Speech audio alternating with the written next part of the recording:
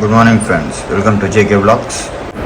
விநாயகர் சதுர்த்திக்கு நம்ம ஏரியாவில் விநாயகரில் வச்சுருந்தாங்க. விநாயகருக்கு சாமி கும்பிட்டு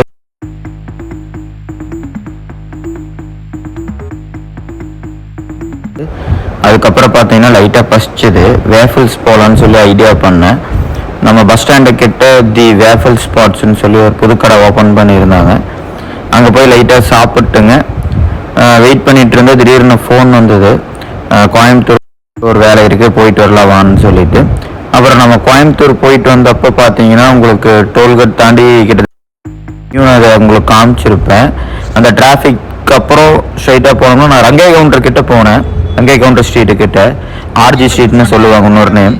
அதுக்கிட்ட போனதுக்கப்புறம் தான் விநாயகர் சதுர்த்தினே கோயம்புத்தூரில் கொண்டாடுறாங்கன்னு நமக்கு தெரியும். ஏன்னா இங்கே மெயின் ரோட்லாம் எங்கேயுமே சிலை வைக்கல, பர்மிஷன் இல்லையாட்டு இருக்குங்க. அங்கே பார்த்தோம்னா வீதியில் ஒரு 10 சிலையில் இருக்கும். அவ்வளோ அழகா சின்ன பசங்க எல்லாருமே வச்சுருந்தாங்க. இந்த மாதிரி விநாயகர் சதுர்த்தி அப்போது நம்ம உங்கள் ஊர்லேயும் விநாயகர் சிலையெல்லாம் வச்சுருந்தாங்கன்னா அழகழகாக வச்சுருக்காங்களா, எப்படி இருக்கு என்ன ஏதுன்னு சொல்லுங்கள். கமெண்ட் பண்ணுங்கள், கமெண்டில் நான் ரிப்ளை பண்ணுறேன்.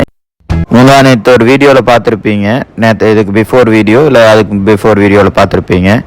களிமண்ணில் சொன்ன விநாயகர் வேணும்னு சொல்லி மார்க்கெட் போய் வாங்கிட்டு வந்திருந்தோம். அந்த விநாயகர் தான் நம்ம வீட்டுக்கு வாங்கிட்டு வந்திருந்தோம். இப்போ பார்க்குற விநாயகர், அந்த விநாயகரை எப்படிலாம் வச்சு நம்ம முதல் நாள் சாமி கும்பிட்றோன்னு சொல்லி இந்த வீடியோவில் பார்ப்பீங்க. இந்த மாதிரி உங்கள் வீட்லேயும் விநாயகர் சிலை வச்சுருந்தீங்கன்னா